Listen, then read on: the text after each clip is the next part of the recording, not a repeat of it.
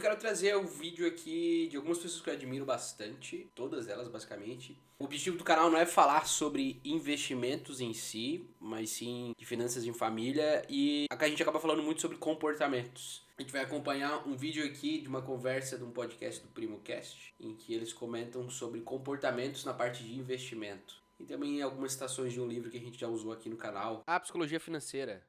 Eles trazem algumas histórias desse livro aqui também, que é muito legal. Só introduzindo, sou o Matheus Linhares, esse é o DR Financeira, é um canal focado em finanças para a família. Então, se quer acompanhar esse tipo de conteúdo, te inscreve aqui no canal, deixa o sininho de notificação ativado e já deixa o like no vídeo. E essa é uma das coisas que eu acho muito bonitas no mercado financeiro. Porque você não vai ver um faxineiro operando um coração melhor do que um cirurgião. Você não vai ver um faxineiro construindo um prédio melhor do que um engenheiro. Mas você pode ver um faxineiro com habilidade comportamental adequada, com resultado de longo prazo, melhor do que de um economista, de um executivo. Desde que ele se mantenha no mercado durante bastante tempo. Então, o que eu acho que o pessoal em casa tem que conseguir fazer é dar um jeito de se manter investidor pelo maior prazo possível. Essa é a introdução de uma história que é do primeiro capítulo desse livro aqui, que eles trazem, que é a história de um faxineiro que ao morrer, ele deixou 8 milhões de dólares que ele tinha investido. E isso prova que não é quanto se ganha, mas como se gasta, né? O comportamento do investidor. E pensando nisso, né, você falou do dividendo, é uma coisa muito interessante que é uma cachaçinha do investidor, né? Se tá caindo lá a cada período, fundo imobiliário todo mês, por exemplo, por mais que a cota esteja caindo, o cara se mantém motivado porque ele vê a recompensa aparecendo. Sim. Ele vê, nossa, agora eu consigo comprar esse fluxo de caixa por um preço ainda mais baixo. Isso mantém um cara investidor por longo prazo. Deixa eu defender a hipótese do Perini aqui. O Perini basicamente diz o seguinte, cara, muitas vezes o comportamento ele é mais decisivo do que o conhecimento técnico para o investidor. Então, é comum você ver alguém que não sabe nada, mas deixou de investir para sempre, chega lá no final e descobre que tem muita grana. E pessoas que são metidas inteligentes, querem fazer um monte de coisa e fazem besteira, né? Então, o Perini contou o caso do Ronald Read. Esse cara, ele é um cara que ele foi do exército, ele lutou, ele foi faxineiro, mecânico, foi zelador. Aí o cara morreu lá com 95 anos, descobriram que o cara tinha 8 milhões de dólares. 92. Isso. 92? E aí descobriram que ele tinha 8 milhões de dólares guardados. O cara que foi zelador, ele trabalhou em coisas onde o salário médio é muito baixo, muito abaixo da média. Sim. E o cara tem um dinheiro que a maioria não tem, né?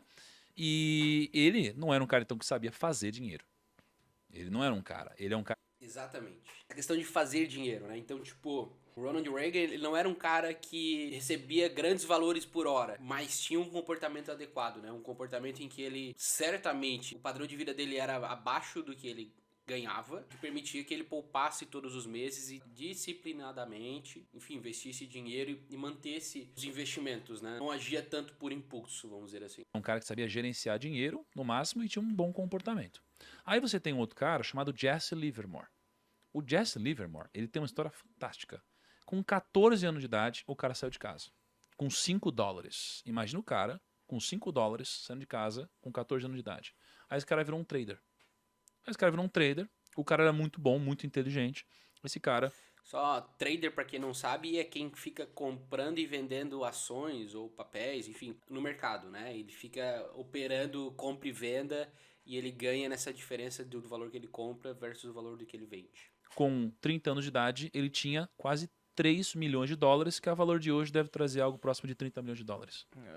Aí veio a crise de 29. Trader, a gente sabe, né? O objetivo aqui não é falar disso, mas esse cara que especula em que ele fica fazendo essa compra e venda, a grande chance é de dar errado, né? Então esse cara teve uma sorte / competência única e rara, né? Que aos 30 anos de idade ele conseguiu um patrimônio de 3 milhões de dólares, né? O equivalente a 30 milhões de dólares, como o Thiago falou. Gente, isso é extremamente difícil. Então é muito mais fácil você se tornar um Ronald Reagan que você regularmente investe e guarda dinheiro e acumula patrimônio do que a história do trader que o Thiago vai contar mais aqui como é que foi o fim dele. Aí em 28 ele apostou contra a crise de 29, né? Ou seja, apostou ao contrário. Ele transformou esse dinheiro em mais de 100 milhões de dólares. Ele virou um dos homens mais ricos da época. Meu Deus. E aí o que aconteceu? Ele ganhou dinheiro, perdeu. Ganhou dinheiro, perdeu. 4 vezes na história ele ficou multimilionário e perdeu. Aí no final da vida, o que aconteceu? O cara tava sem dinheiro nenhum, ficou em depressão e se matou. O cara que sabia... Do que adiantou, né? Viver essa loucura, de certo ponto até de ganância, né? A gente vê muito um comportamento de ganância, né, às vezes no trader e tal. Minha opinião, tá? Eu acho que não é uma forma correta de se ganhar dinheiro. Não que seja errado, mas não recomendo. Mas essa ganância de sempre querer mais, querer mais, que quando a queda foi muito alto, gerou uma depressão tão forte que ele se matou. Provavelmente não valeu a pena tudo aquilo pra ele, porque ele tirou a própria vida. Não importou o quanto dinheiro ele fez, que no fim do dia a angústia foi maior do que toda a glória, todo o conforto, todo o luxo que esse dinheiro pôde comprar pra ele. Dinheiro, sabia investir, mas no final das contas, cara, não teve o comportamento para poder gerenciar isso. E tem um outro cara também. Tem outro cara que chama Sami, era um cantor. O cara, pô, incrível, artista incrível, ficou super famoso lá na década de 40, 50. O cara ganhava $1 milhão, às vezes, por turnê, numa época onde, pois, aqui valia muito mais. Esse cara era muito famoso, muito rico. Cara, ficou super admirado por todo mundo. Aí chega uma hora que ele precisava fazer uma cirurgia, que ele estava com um tumor no pescoço. Nas cordas vocais, será? E aí ele precisaria fazer a cirurgia sob o risco de perder ou alterar as cordas vocais. E ele ganhava dinheiro com isso. Ele pensou assim, não posso fazer isso. Porque se der algum problema, esse é o meu ganha-pão. E ele não tinha nenhum dinheiro guardado.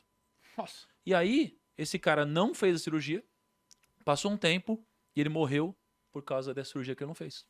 E ele não fez a cirurgia porque ele não tinha dinheiro para poder correr esse risco, digamos assim. Isso é muito comum em profissional liberal. Médico, por exemplo, os caras têm uma facilidade gigante em fazer dinheiro, ou seja, pouco tempo depois que eles saem da faculdade, ou enfim, finalizam uma parte crucial dos estudos, eles atingem rapidamente uma renda de 30, 40 mil reais por mês. Só que essa renda vem da venda das horas dele. Por ele ter estudado muito e trabalhar muito, isso é uma percepção que eu tenho atendendo os médicos, né, na parte financeira. Eles se sentem no direito de ter um estilo de vida extravagante, comprar muitas coisas. Eles têm um hábito muito forte de financiar carro, financiar casa, fazer dívida para bancar luxo, e eles costumam viver no limite. E se um mês ele fizer 2 plantão a menos, ele já cai no cheque especial. Ou se num mês ele vai viajar, daí consequentemente ele não vai atender, não vai trabalhar, o outro mês as contas vão ser bem apertadas. Então esse exemplo que o Thiago trouxe ali do cantor, né? Apesar dele fazer muito dinheiro,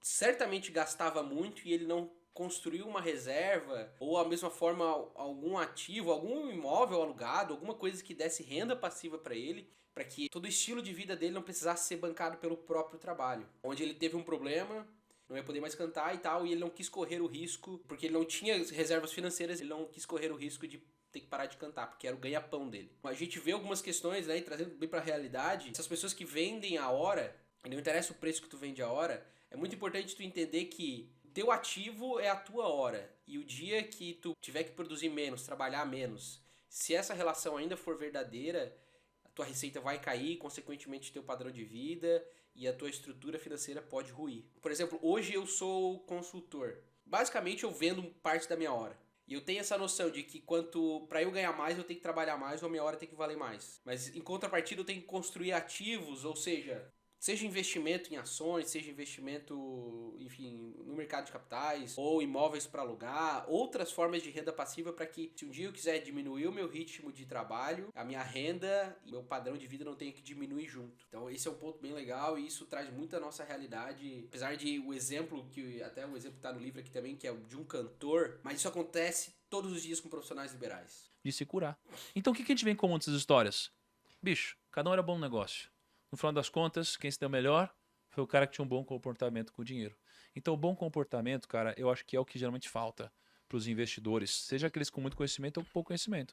Então, você vê um monte de gente que às vezes não fala bonito, mas tá lá todo mês investindo. E aí, quando eu olho para alguém que quer ser um investidor por toda a vida, a gente precisa gerar algum tipo de estímulo para que essa pessoa se instigue a manter um bom comportamento no tempo. E aí o que eu descobri que gera esses pequenos estímulos são os dividendos. Não é assim como o Leandro, eu também não acho que dividendo, tecnicamente falando, é a coisa que mais vai te enriquecer. Pelo contrário, você vai tirar do preço da ação e muitas vezes é melhor que a empresa reinvista nela mesma. E aqui o assunto que eles estão trazendo, né, é como tu criar um hábito de investir ou ter um comportamento melhor com relação ao dinheiro e como esse hábito ser recompensado, né? E o Thiago está defendendo bastante a questão de dividendos de fundo imobiliário ou de empresas que pagam dividendos, né? Para que o hábito de investir seja recompensado mês a mês, para quem não tem essa disciplina ou entendimento de que, cara, tu tem que fazer isso dependente da recompensa a curto prazo. A gente consome muito a curto prazo e decisões de curto prazo, né? Investir é uma questão de planejamento de vida e não deveria ser uma questão de recompensa a curto prazo. E realmente não é.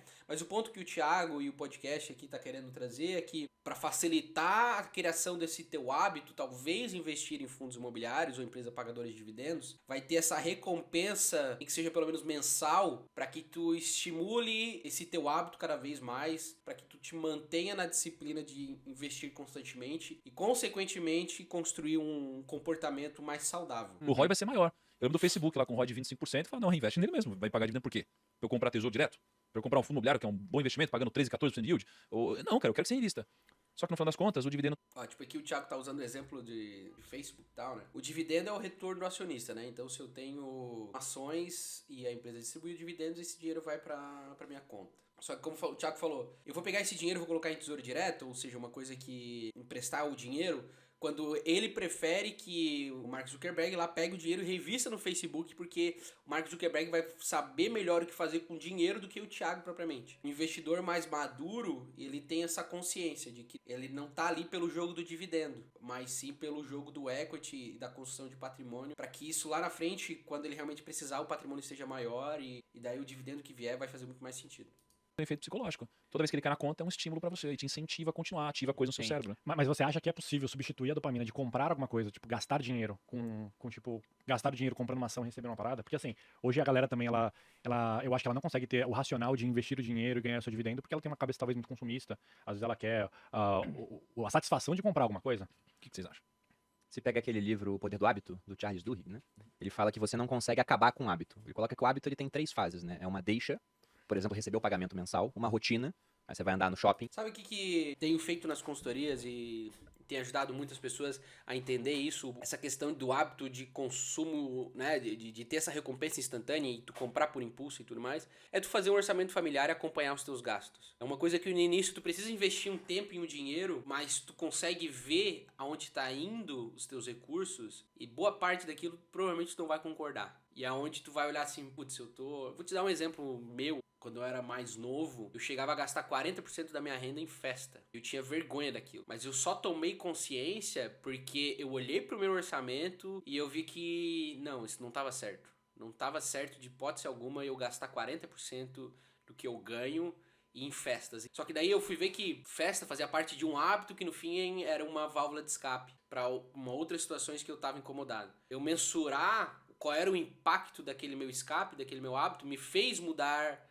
as minhas atitudes no dia a dia e as minhas decisões no decorrer da semana. Eu defendo muito essa prática de desenvolver um controle financeiro na família para que tu comece a perceber quais são os impactos do teu perfil de consumo ou da forma como tu gasta ou dos teus impulsos, para que tu veja se tu concorda ou não com aqueles gastos, né? Eu tenho um vídeo aqui no canal onde eu mostro como organizar a informação financeira, seja no aplicativo ou numa planilha de Excel, para que tu perceba aonde está o problema desses teus hábitos de consumo, né? Porque uma coisa é o dado financeiro, é tu lançar tudo ali, ou tu ter tudo lançado na planilha, ou tu ter tudo anotado num caderno. Outra coisa é tu transformar esse dado em informação, ou seja, como que tu pega esse dado e tu transforma, tu gastou em categoria de gastos, que representa o teu estilo de consumo, o teu padrão de vida, as tuas decisões no dia a dia. E depois tu transformar essa informação em conhecimento, em que tu tem uma rotina de olhar para aquilo e transformar aquilo em, beleza, eu tô olhando essa informação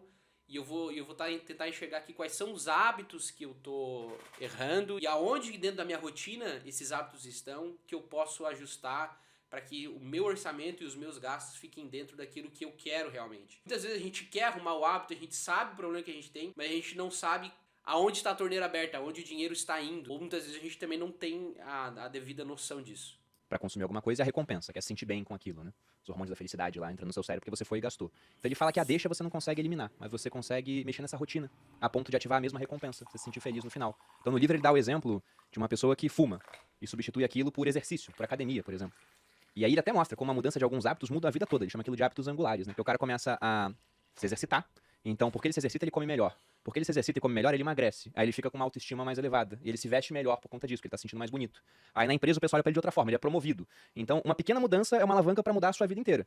E eu acho que investir é isso também. Então dá pra você mexer nessa parte da rotina. Se você recebe, gasta tudo e se sente feliz, agora você pode receber. Continua gastando, mas uma parte da rotina, investe no começo do mês e se sente feliz. Ao ver aquele patrimônio.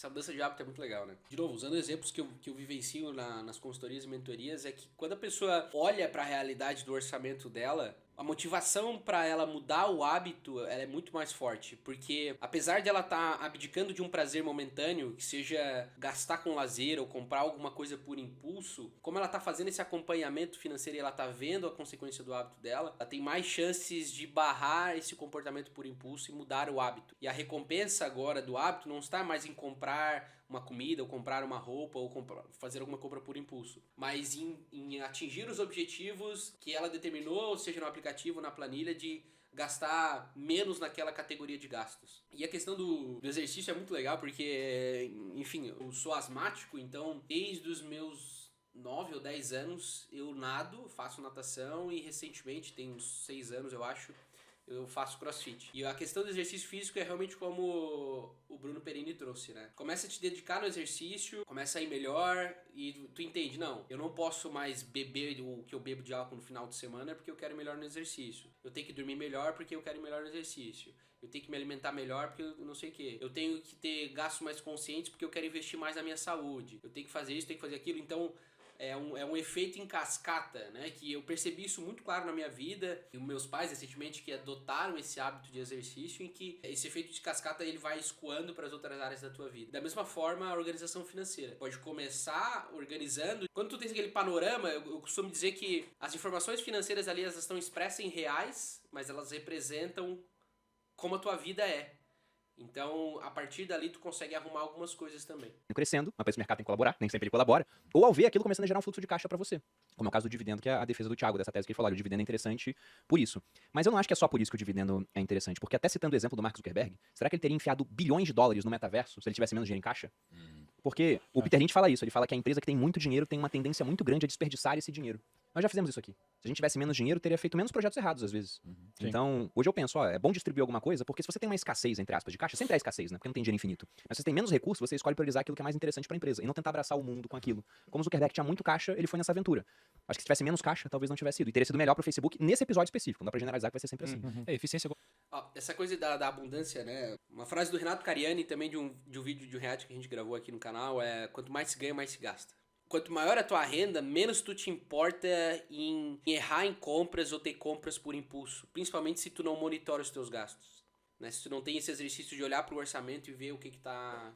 Como é que tu tá gastando o teu dinheiro. Como o exemplo que o Bruno trouxe é: tu tens um grande orçamento, te permite errar mais ou tu liga menos. E pra família, como é que isso funciona? Se tu ganha muito dinheiro e tu não liga pra isso, tu gasta o dinheiro com muita coisa desnecessária. Tu se desprende mais e tá tudo bem. Algumas coisas são conforto e se tu olhar dentro do teu perfil de gastos e entender que tá tudo bem, ok, tudo certo. Mas a chance é que você negligencie muitas torneiras abertas no teu orçamento que poderiam estar indo pra objetivos maiores da família ou até mesmo para coisas que façam mais sentido para vocês. Dá um exemplo tosco aqui, mas você assina todos os streamings e tem todos os pacotes de assinatura, sendo que vocês nem param em casa. Ali às vezes tá gastando 100, 150, 200 reais por mês, que hoje em dia talvez nem faça tanto sentido dentro da rotina da família, mas às vezes pegar esses 200 reais por mês e fazer uma janta em casa ou fazer algum evento de família possa fazer mais sentido. Quanto mais se ganha, mais se gasta, realmente.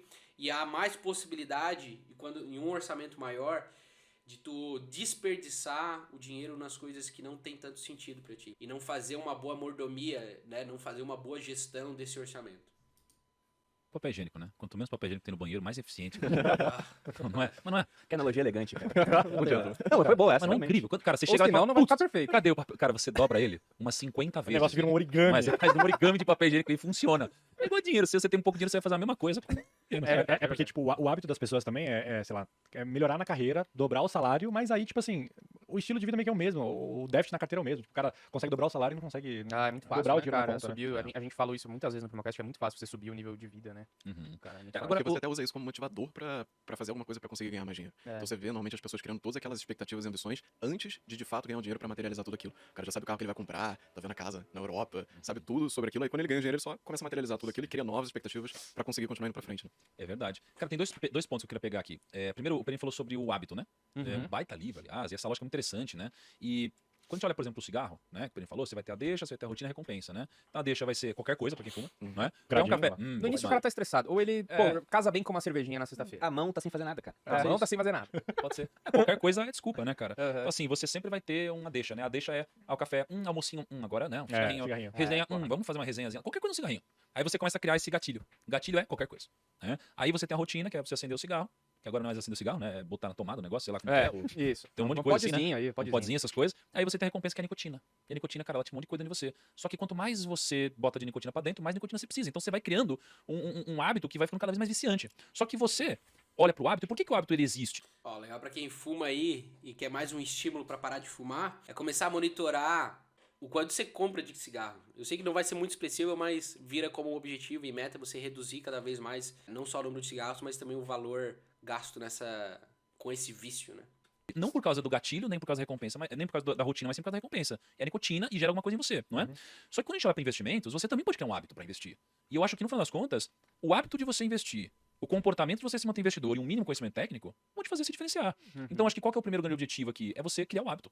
Né? E como você vai criar um hábito? Repetição. Você vai fazendo isso o tempo todo, até a hora que você começa a se programar a fazer isso aqui dentro, não aqui fora. Então, é tipo o ratinho. É tipo sabe quando você... de repente começa a salivar só de cheirar a comida? Pô, você já sabe. De criar o hábito de investir, né, ou de poupar. Primeiro, eu sempre defendo o monitoramento das finanças, né, e colocar isso dentro do orçamento da família como uma despesa, né, como dizer assim, vamos pagar a família do futuro. Eu tenho um perfil um pouco perfeccionista e eu tendo a tardar as coisas para começar. Isso é legal do autoconhecimento, né, porque eu quero fazer da melhor forma possível. Só que isso é péssimo, né? É sabotador, eu procrastino as coisas e tal. Então eu tento quebrar em pequenas ações. E para começar o hábito de investir e poupar, começa com abrindo a conta na corretora, manda dinheiro para lá, manda aquele valor que está destinado no mês para poupar lá. Por mais que não entenda de investimento, não sabe o que fazer, cara, só começa a mandar dinheiro para aquela conta.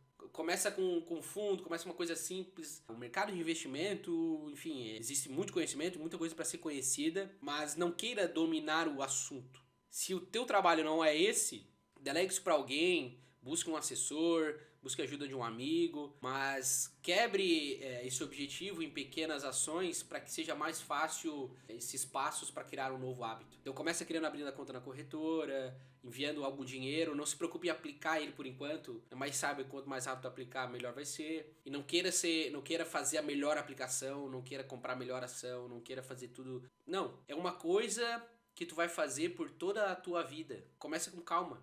Né? Não precisa ser perfeito. Você já sabe o que vai acontecer, então você já está antecipando o que vai acontecer. No investidor, imagina que você tem um gatilho. Qual que é o gatilho? O gatilho tem que ser o salário. Por isso que as pessoas não podem deixar para investir o que sobra depois de gastar. Elas têm que deixar para gastar o que sobra depois de investir. Para que você se pague primeiro e pague o você do futuro. Prioridade. Premissa. Não, o hábito da premissa. Qual é a tua prioridade? O que é mais importante? É pagar a família do futuro, garantir uma estabilidade financeira no futuro ou consumir tudo hoje? Eu sei que o mais fácil é consumir tudo hoje e a gente viver, né, nesses impulsos. Só que lá na frente vai ter uma vida muito difícil, né? Maturidade, né? Ninguém é mais criança aqui, então coloque isso em prioridade. Faça uma primícia disso. Futuro para lá na frente você agradecer o seu do passado. O Perini que sempre falou isso. Então, primeira coisa, entrou o salário, se paga. Cara, virou gatilho. Daqui a pouco, você recebe o salário, se paga. Recebe o salário, se paga. Vai formando um hábito, não é? Aí, isso daqui é o gatilho, o salário entrando. Qual que é a rotina? É você entrar lá no seu home broker, você entrar na corretora, você entrar no banco e investir. Fazer aplicação, não é? Só que o que tá faltando aqui? Recompensa. Recompensa. Só que aí se você investe numa ação que não paga dividendos, por exemplo, qual que é a recompensa? Aí fica mais difícil, porque você precisa começar a ter que racionalizar muito essa emoção, né? Ou tentar trazer uma emoção, às vezes, em algo que não parece tão positivo no momento. E a recompensa fica meio de quando você compra ação, fica meio que numa direção só, né? Porque só fica bem na hora que o negócio tá subindo, e pode né? acontecer de 10 anos para o resultado, porra, não é? E racionalmente faz sentido muitas vezes. Só que a gente quer dar sentido para algo que a nossa emoção não consegue compreender. Por isso que a recompensa é o dividendo. Então, quando você investe no fundo imobiliário, uma ação que paga dividendo, cara, pinga na sua conta uma notificaçãozinha. Acontece? Dopamina. É muito legal. Dopamina. Eu gosto Não pra é? caramba. Aí você tá no TikTok, arrasta pra cima. Cada novo TikTok, dopamina. Notificação, dopamina. Não aguento mais. Então, cara, o negócio é você criar o hábito onde você tem o gatilho, que é o salário entrando, a rotina, que é você investindo, e a recompensa é a notificação de dividendo entrando toda hora. E aí você, aos poucos, vai criando esse hábito, que esse efeito bola de neve, e você vai ter mais estímulos emocionais pra você continuar investidor pra toda a vida. E você vai ganhar daquela pessoa inteligente que não tem disciplina. Eu gosto muito do Thiago, ele busca quebrar isso para facilitar cada vez mais o investimento, né? Enfim, para que as pessoas adquiram hábitos saudáveis e melhores. Pô, tu é adulto, cara. Tu tem que ter disciplina e agir muito menos ou controlar totalmente as suas emoções. É legal tu ter essa noção de dopamina e tal, não sei o quê, mas faça o que tem que ser feito. Simples assim. Falar é muito fácil, fazer é difícil, mas é um exercício que eu sempre tento praticar. Por exemplo, tô aqui gravando, tenho coisa pra fazer, agora é sábado de manhã, eu tenho uma costela com os amigos, tá um sol lá fora, eu tô aqui trancado, mas eu tenho que fazer, eu me propus a fazer isso. Eu tenho um propósito de fazer isso. Tô sentado aqui gravando. É muito legal esse vídeo do Thiago falando sobre o hábitos e comportamentos. Existem várias coisas que podem nos ajudar, mas a consciência de que tem que ser feito, independente do que tu acha ou da tua emoção, ou dos teus impulsos e gatilhos, é a disciplina. E disciplina é libertador. E aí, esse vídeo fez sentido pra ti? Esse é o DRs Financeiras. Te inscreve aqui no canal se quer acompanhar mais esse tipo de conteúdo. Se esse vídeo fez sentido pra ti, se essa complementariedade de informação e de conhecimento que eu trouxe aqui no vídeo do Thiago e do Bruno fez sentido, deixa o like, ativa o sininho de notificações. Por esse vídeo é isso, até o próximo e tchau!